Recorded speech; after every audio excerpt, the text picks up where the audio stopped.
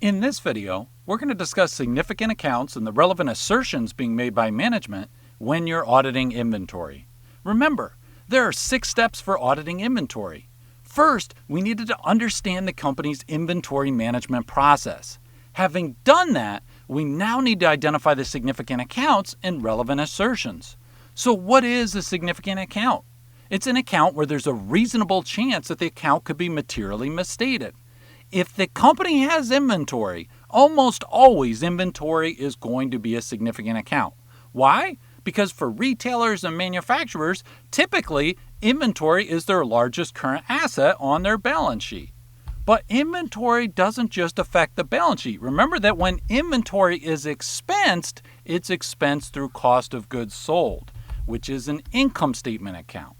Thus, if inventory is overstated or understated, that's going to affect cost of goods sold in the income statement as well. So inventory as well as cost of goods sold are going to be our significant accounts. And as we're auditing inventory, we're also going to be auditing cost of goods sold. Now remember, manufacturers actually have 3 types of inventory accounts. They have raw materials inventory, they have work in process inventory, and they have finished goods inventory. So you're going to have multiple accounts that you need to track in terms of inventory for a manufacturer. Now, what is a relevant assertion? Well, remember, an assertion is that management is asserting something. Management is making some kind of assertion about the inventory balance, about an inventory transaction, saying, hey, we actually are asserting that we did purchase this inventory or we did sell that inventory. They're making some kind of assertion.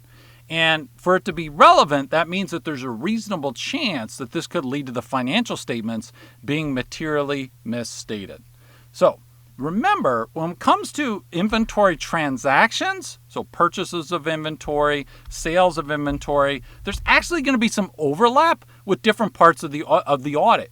When we audited the purchasing process, purchases of inventory are one type of purchase. Okay, so we might have had a little overlap there. And when we audit the revenue cycle, we're going to be looking at sales.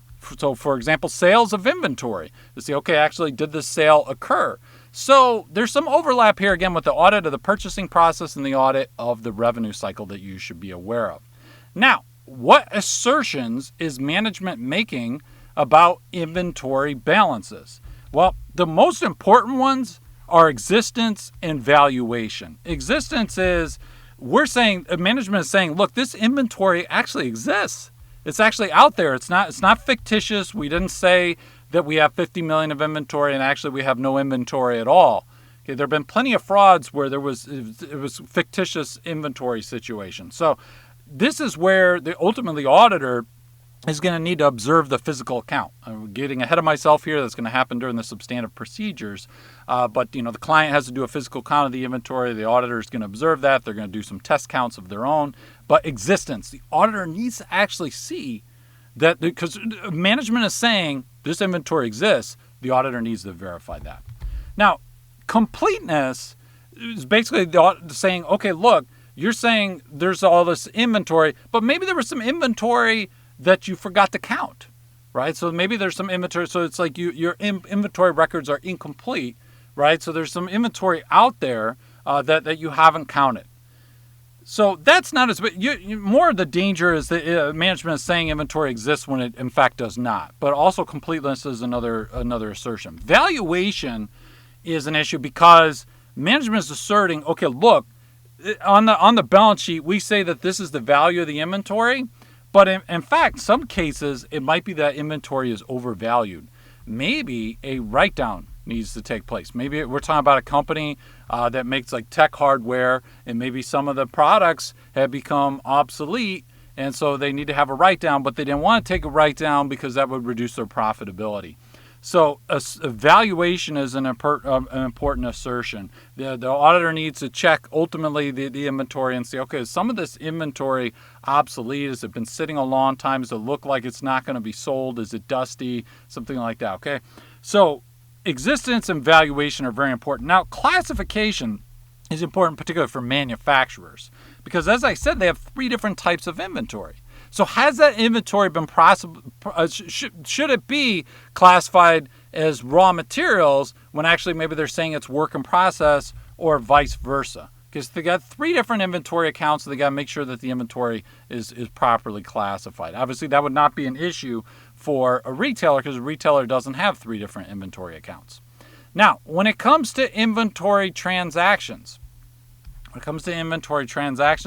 thinking about purchases of inventory, sales of inventory, and management is making assertions, for example, occurrence, saying that a purchase actually occurred, that we actually did purchase that inventory. Or if we say we sold inventory, if there was a sale, did the sale actually take place?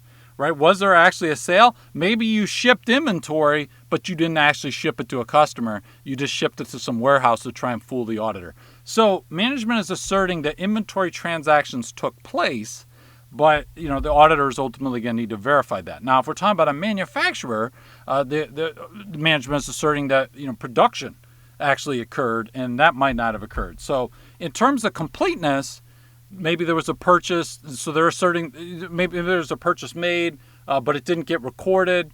When it comes to authorization, unauthorized production is actually a problem because the people in production might try to overproduce to try and make it look better in terms of like bringing the cost down. So we need to make sure. So management is basically asserting that any production that took place was actually authorized. So that's something that needs to be checked. In terms of accuracy, when it comes to manufacturing, and we're talking about like job order costing, did we properly allocate manufacturing overhead to jobs? If it was process costing, did we properly allocate to departments? When the company purchased inventory, was it accurately recorded? Cutoff is a big deal, particularly when it comes to sales. Because if you've got a December 31st year-end cutoff, and they're saying, yeah, we shipped out that inventory before December 31st, but in fact, it wasn't until maybe January 3rd of the next year that they shipped the inventory. And they're trying to include it as a sale in this period over here, when really that is the sale of the inventory over here. And again, there's overlap. When you audit the revenue cycle, you're also going to be looking at cutoff. And then also thinking about what period did production happen? When was the raw materials actually transferred into work in process? Because that's the point where you're going to decrease the raw materials inventory and increase work in process inventory. And then when it comes to classification, thinking about, and again, specific to a manufacturer, were the production costs, so maybe they incorrectly classified some indirect costs as direct or vice versa, or also product versus period costs. Remember, period costs are not expenses of production. So period costs are things like marketing costs or whatever. So those should not be attached to the product. So if we're talking about a manufacturer, we need to make sure that product and period costs, there's been a proper distinction between those.